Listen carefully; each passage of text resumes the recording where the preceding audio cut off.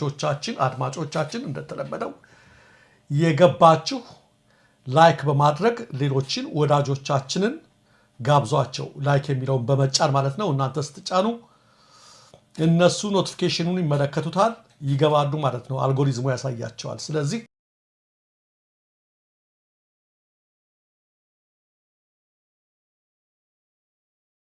ቅድሚያም የቀድሞው ጀነራል ያሁኑ አምባሳደር ባጫ ደበሌ ፋኖም ሆነ ሌሎች የታጠቁ ኃይሎች 4 ኪሎ አይመጡም ሲሉ ተናገሩ ባጫ ይህን ያሉት ከቢቢሲ ጋር ባደረጉት ቃለ ምልልስ ነው ባጫ ደበሌ በዚህ ቆይታቸው መንግስት እንኳን ባይኖር 4 ኪሎ አይመጡም ያሉ ሲሆን ይህን አፍታተው ሲያስረዱም እንተላለቃለን 4 ኪሎ የኦሮሞ ነው ማለታቸው ይመስላል ባጫ ደበሌ አክለውም ገንዘብ ከሆነ የፈለጉት ከመንግስት ጋር ይደራደሩ ይሰጣቸዋል አለበለዚያ የህዝብን ጥያቄ ለመመለስ የሚሉ ከሆነ ህዝቡ ጠልቷቸዋል በምርጫ ተወይ ብሎ ብልጽግናን መርጧል ሲሉም ተደምጠዋል 4 ኪሎ ሰው የለም ቢባል አንዳቸውም 4 ኪሎ መቶ አይዙ ፋኖ ይሁን ኦላ አይመጡም በጭራሽ ምንናል አይመጡም ኢትዮጵያዊ ጀነራል ሆኜ ቆይቻለሁ ከሚል ሰው የዚህ አይነት አስተያየት መሰንዘሩ አሳፋሪ ቢሆንም ባጫ በቢቢሲ ብቅ ብለው በዚህ ደረጃ እጅግ የወረደ ነገር የተናገሩት በ4 ኪሎ አገዛዝ ዘንድ እጅግ ከፍ ያለ ድንጋጤ በማደሩ እንደሆነ ብዙዎች ይስማማሉ ካፓሲቲም የላቸውም መጥቶም የሚያደርጉት ነገር የለም ምን ያደርጋል እስኪ ማን ነው የሚመጣው ዘመነ ካሴ ነው የሚመጣው ማን ነው መጥቶ 4 ኪሎ ገብቶ ኑ 4 ኪሎ ክፍት ነው ብትላቸው አይመጡም ስለዚህ ይሄ ይቅር በቃ ገንዘብ ከፈለጉ ከመንግስት ጋር ተደራድሮ ይስጣቸው መንግስት ገንዘብ ከሆነ የሚፈልጉት ባጫ በዚሁ ቃለ ምልልሳቸው አሸናፊም ተሸናፊም አይኖርም ሲሉ መደመጣቸው ግን ለብልጽግናዎች አንድ ለውጥ ነው አንድ ጊዜ ደምሰናቸዋል ሌላ ጊዜ በአንድ ሳምንት ውስጥ እናጠፋቸዋለን ሲያቻቸው እያጸዳናቸው ነው የሚል ፕሮፓጋንዳ ሲያሰራጩና ሲናገሩ የነበሩት የብልጽግና ሹሞች አሁን ላይ ጦርነቱ በዚሁ ከቀጠለ አሸናፊም ተሸናፊም አይኖርም ወደ ማለት ማፈግፈጋቸው ጎማው በጥቂቱም ቢሆን ተንፈስ ያለ መምጣቱን የሚያመላክት ነው በሌላ በኩል በሰሜን ወሎ ዞን የሚገኙ በርካታ ወረዳዎች በአርበኞቹ ቁጥጥር ስር እየገቡ መምጣታቸውን ተከትሎ የየወረዳዎቹ አመራሮች ከነቤተሰቦቻቸው ወደ ደሴ ሽሽት ከጀመሩ ቀናት መቆጠራቸውን ነዋሪዎች ተናግረዋል በዚህ ምክንያት በበርካታ ከተሞች አስተዳደራዊ ስራዎች እየተስተጓጎሉ ናቸው ሲሉ ነዋሪዎች ይናገራሉ ይህ በእንዲህ እንዳለ በብልጽግናና በህዋት መካከል በሸረሪና የተደረገው ውጊያ ጋብ ቢልም በራያና አላማጣ ግንባር ውጥረቱ እያየለ መጥቷል በተለይ በራያ ግንባር በጨርጨር በቢሶብርና በሌሎች አካባቢዎች ከባድ ፍጥጫ መኖሩን ነው ከስፍራው የደረሰ መረጃ የሚያመለክተው አንድ አይንም አይነኝ የሚሉ የሀገር ሽማግሌ ህዋት ብዙ አርሚዎችን በራያ ግንባር አሰማርቷል ለጦርነት ዝግጁ እንዲሆኑ መመሪያ ወርዶላቸዋል ዝግጅት ያለው አሁን በጨርጨር በኩልና በቢሶበር ነው በዛ ቡታ መርፊያ አካባቢ አለ ከዚህም በዋጃ ቆቦ በጃሮርታ ጀምሮ በዳንያ በሎኮ በሰሌን ውሃ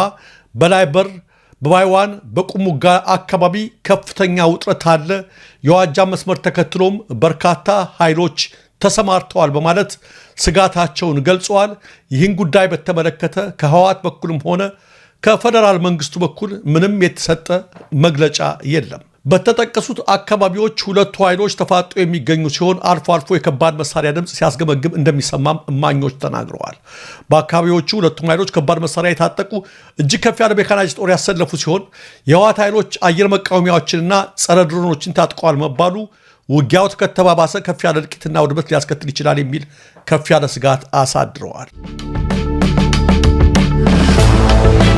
ከቀናት በፊት በአማራ ሚዲያ ኮርፖሬሽን አሚኮ ላይ ቀርበው ቀደም ሲሉ በተዘጋጁ ጥያቄዎች ዙሪያ ማብራሪያ የሰጡት አብይ አህመድ በሚቀጥሉት ቀናት ደግሞ ኦቢኤን ላይ በመቅረብ በኦሮምኛ የተዘጋጁበትን ንግግር በቃለ መጠይቅ መልክ እንደሚያቀርቡ የመንግስት መገናኛ ብዙሃን ማስታወቂያ እየለቀቁ ይገኛሉ እንደ ሁኔታው እንደ ቦታውና እንደ ማህበረሰቡ ሐሳባቸውን እየለዋወጡ በመናገር የሚታወቁትና አሚኮ ላይ ቀርበው ምንሊክ ያለ ጉበና እንዴት ይሆናል ያሉት አብይ አህመድ አሁን ደግሞ ኦቢኤን ላይ ቀርበው በኦሮምኛ ምን ሊሆን ሲሉ አንዳንዶች ከወዲሁ እየጠየቁ ናቸው ተመልካቾቻችን አድማጮቻችን ጭንቀት ሲያይል ነው እንግዲህ እንዲህ አይነት ነገሮች እየጨመሩ የሚመጡት አብይ ገና በሌላም በትግረኛም ቃለ መጠይቅ ሊሰጡ ይችላሉ እንደዚሁ በአፋርኛም በሶማሌኛም በሁሉም ተዘጋጅተው አጥንተው ቃለ መጠይቅ ሊሰጡ ይችላሉ። ሚዲያዎችም ለሁሉም ሚዲያዎች ሊሰጡ ይችላሉ። ምናልባት ኤኤምኤስንም ሊጋብዙን ይችላሉ። ጭንቀት ሲያይል እረፍት ይጠፋልና የተለያዩ ነገሮችን እንግዲህ ሰሞኑን ሊናገሩ ይችላሉ። እንደሰማችሁት መጀመሪያው ላይ እነ ባጫ ደበሌ ሁሉ ከፍ ያለ ጭንቀት ውስጥ መግባታቸው የሚያመላክቱ ነገሮች ናቸው እየተስተዋሉ ያሉት። አሁንም ኦቢኤን ላይ ቀርበው አብይ ምን እንደሚሉ ደግሞ አብረን እንሰማቸዋለን። በእርግጠኝነት አሚኮ ጋር ከተናገሩት እንደሚጣረስ በብዙ ነገር ከወዲሁ እርግጠኛ ነኝ። እዛ መቼም ሄደው ምኒልክን ያወድሱም የሚሉትን አብረን እንሰማቸዋለን።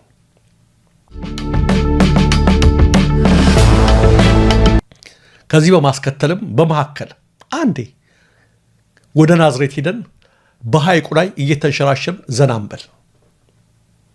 ይህ የምታዩት በርካታ ቤቶችና ተቋማትን በማውደም የተሰራው የአዳማ ናዝሬት የኮሪደር ልማት አካባቢ ነው። ሌላው ቀርቶ የመስተዳድሩ ህንፃ ሳይቀር በአንድ ቀን ዝናብ እንዲህ ተጥለቅልቋል። የኢትዮጵያ ህዝብ ስንት አንገብጋቢ ችግሮች ፊቱ ላይ ተደቅነውበት ሳለ የሀገር ሀብት እየፈሰሰበት ያለው የኮሪደር ልማት የሚሉት ብልጭልጭ ፕሮጀክት በበርካታ ከተሞች የአንድ ክረምት ዝናብን እንኳ መቋቋም እንዳልቻለ ነው እየተመለከትን ያለ ነው። መለስ ዜናዊ በአንድ ወቅት ከወጣቶች ጋር ባደረጉት ውይይት መንግስት ለወጣቶች ስፖርት ማዘውተሪያዎችን በበቂ መንገድ አልሰራልንም የሚል ጥያቄ ቀርቦላቸው ነበር። እርሳቸውም እንደሚከተለው ነበር ምላሽ የሰጡት። በስፖርትና በመዝናኛ ስራ ላይ በቂ ትኩረት አልሰጠም መንግስት የተባለው ይህ ትክክል ነው። በተለይ ወጣቶችን በተመለከተ በቂ የስፖርት ማሰልጠኛ የመዝናኛ ፕሮግራም እንዳልተቀረጸ ይታወቃል። የራሱ ምክንያት አለው። ረሃብ ያጣደፈን ባለበት ወቅት ያለ የሌላ አቅማችንን ይህን ረሃብ የሚባለውን ሰይጣን ለማሸነፍ መረባረብ አለብን። ሊበላ ካገኘን ከዛ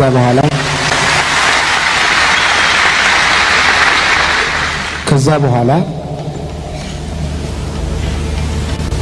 ሆድ ከሞላ በኋላ መዝናናት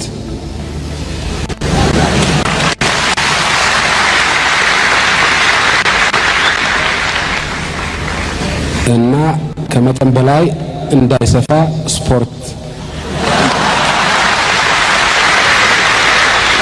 ትክክለኛ ምላሽ ነው። መለስ ዜናዊ ጋር በብዙ ነገሮች እንለያያለን፣ ብዙ ተቃውሞ ይኖረናል። ይሄ ምላሽ ግን ተገቢ ምላሽ ነው። የራበውን ሰው ስፖርት ስራት ነው አይደል እንዴ? የራበውን ሰው ኮሪደር ሰራሁት አይባልም። መጀመሪያ ገንዘባችንን የምናፈስበትን ነገር ማወቅ አለብን ያሉት። ውስን ነው ሀብታችን። እኛ የተራበ ጉሮሮ መጀመሪያ እንዝጋ፣ ከዛ በኋላ ያ የበላ ሰው ይሰራዋል ሌላውን ያሉት። አብይን ያለው ይሄንኑ ነው። እንዴት ቢያንስ ካለቃው ከመለስ መማራቃተው በጣም የሚያሳዝን ነገር ነው። የኢትዮጵያ ሕዝቦች አብዮታዊ ፓርቲ ኢህአፓ 3 አባላቱና ደጋፊዎቹ በፌደራል ፖሊስ ያለምንም ማብራሪያ መታሰራቸውን በመግለጽ በአፋጣኝ እንዲፈቱ ጠይቀዋል። የኢህአፓ ዋና ጸሐፊ ምስጢረ ታምራት የእስር እርምጃው ሐምሌ 27 ቀን 2018 ዓ.ም በጠበቃ አበራ ንጉስ መጀመሩንና በኋላም በዚህ ዕለት ይስሐቅ ወልዳይ መታሰሩን ተናግረዋል። በዛሬው ዕለት ደግሞ አቶ አበበ አካሉ በቁጥጥር ስር መዋሉንም አረጋግጠዋል። ይህ ዜና እስከወጣበት ጊዜ ድረስ ፌደራል ፖሊስ ስለ እስሩ በይፋ አስተያየት አልሰጠም። በሶስቱ ታሳሪዎች ላይ የተመሰረተ ክስ ስለመኖሩም አልተገለጸም። ሆኖም ሶስቱም ፖለቲከኞች በፌደራል ፖሊሶች ታፍነው መወሰዳቸው ታውቋል። ጉዳዩን አስመልክቶ የሰብአዊ መብት ተሟጋቹ አቶ ያሬድ ኃይለማርያም በማህበራዊ ትስስር ገጻቸው ባሰፈሩት ጽሑፍ ምክክርና የፖለቲካ አፈና አብሮ ባይሄድም የብልጽግናን ነውረኝነት፣ ስርዓት አልባነት፣ እርቅ አላዋቂነትና የለይለት አምባገነንነት መሆኑን የእነዚህ ወንድሞቻችን እስር አንዱ ማሳያ ነው። ሶስቱም የሚታወቁት ያለምንም ፍርሃት ነገር ግን በእውቀትና በመረጃ የተደገፈ ሀሳባቸውን በይፋ ሲገልጹ ነው። ብልጽግና ተቀናቃኞቹና ተቾቹን በማሰር አፍኖ በመሰወርና አንዳንዴም እንደ በቴ ኡርጌሳ በጥይት ደብድቦ እንደገደለው በማስወገድ ስልጣኑን ማቆየትም ሆነ አገሪቱን ማረጋጋት አይችልም። በመሆኑም እነዚህን የተገፋው ህዝብ ድምፅና ጠበቃ የሆኑትን ወንድሞቻችንን በአፋጣኝ ፍቷቸው ብለዋል። በሌላ በኩል ሲፒጄ ከ3 ዓመት በላይ ያለ ፍርድ የታሰሩ 5 የኢትዮጵያ ጋዜጠኞች በአስቸኳይ እንዲፈቱ ጠይቀዋል። ዓለም አቀፉ የጋዜጠኞች መብት ተከራካሪ ተቋም ሲፒጄ የኢትዮጵያ ባለሥልጣናት በአማራ ክልል የተከሰተውን አለመረጋጋት በመዘገባቸው ምክንያት ክስ ተመስርቶባቸው በፍርድ ሂደት ላይ የሚገኙ 5 ጋዜጠኞችን በአስቸኳይ እንዲፈቱ ጥሪ አቅርበዋል።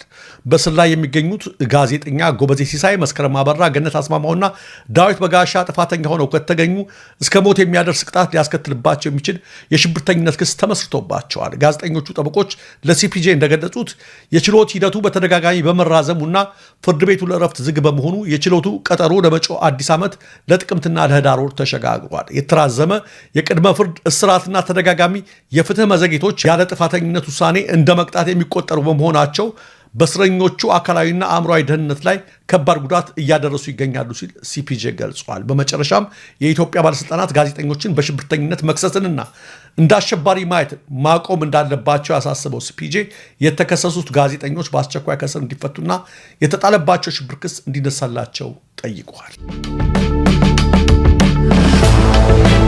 ወይዘሮ መዓዛ ቅጣው አረፉ።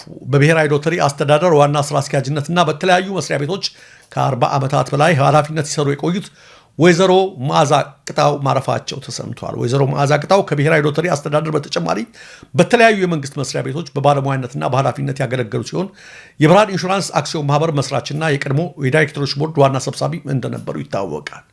አገራቸውን ከ40 ዓመታት በላይ በተለያዩ ኃላፊነቶች ያገለገሉት ወይዘሮ መዓዛ ቅጣው በዛሬው ዕለት ከዚህ ዓለም ድካም ማረፋቸው ነው የተገለጸው።